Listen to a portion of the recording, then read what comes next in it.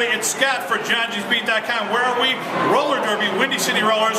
I am here with the triple named threat, Bork Bork Bork. That's right. Now your parents, Mr. and Mrs. Bork. Yes. Now, did they think when they were giving you the same first name and middle name as your last name? They did. It's all planned out. But seriously, I mean, anybody who watches the Muppets is going to get the reference to this name.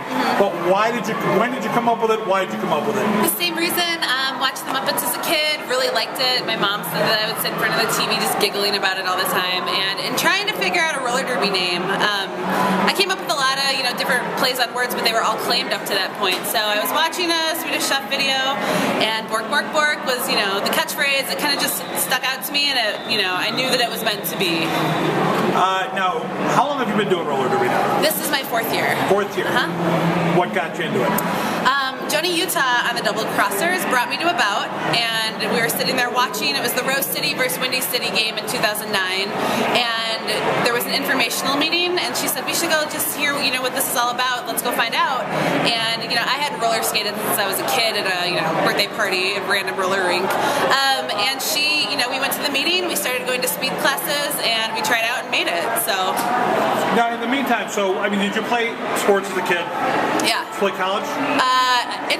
More intramural in college. Okay, so now it had been a period of time between you doing some intramural stuff and skate. Yeah. How easy or hard was that to get back into? It was pretty tough. It's this is the hardest physical sport I've ever played. I played volleyball, basketball, softball, rugby, so all pretty rough sports, and this is by far the hardest. So no kickboxing? No kickboxing. Dabbled in it, but never really stuck. So that's what it took a lot to get used to. You're building tons of muscle, which means you have to eat more, but you have to figure out what's healthiest for energy. It's a whole new world of athletic training that I'd never encountered before. Now, were you aware of roller derby before you had gone to this? No. You never even the old history of roller derby? Didn't know about nothing? it. Nothing. So what was your first reaction on actually seeing it? I'm talking about the old roller derby. The old one, yeah. You saw some old roller derby tapes. Yeah. As compared, because we do explain to the folks that this roller derby is not like the old roller derby. This is a legitimate sport. It is. It is. So when you saw an old clip, what was your first reaction? The old clip is, it's amazing for women at that time to have played this rough and tumble sport. And even though a lot of it was scripted, they're still getting out there, and it was not the norm at the time. And it was a little bit more spectacular than what this is now, where we try to keep it as a sport.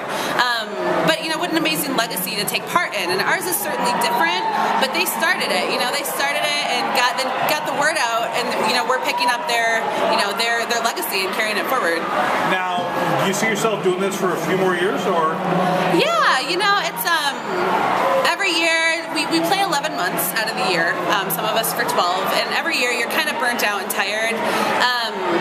But after you take a couple weeks off, you're ready. You're itching to get back into the sport, and I've never really been a jammer, and I've kind of wanted to focus on jamming going forward, so I don't think I'm done yet.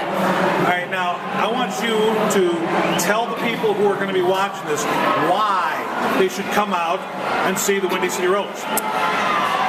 There's so many reasons. First of all, it's a sport built from the ground up. It started here in Chicago, which is very cool. So there's a lot of Chicago history to it.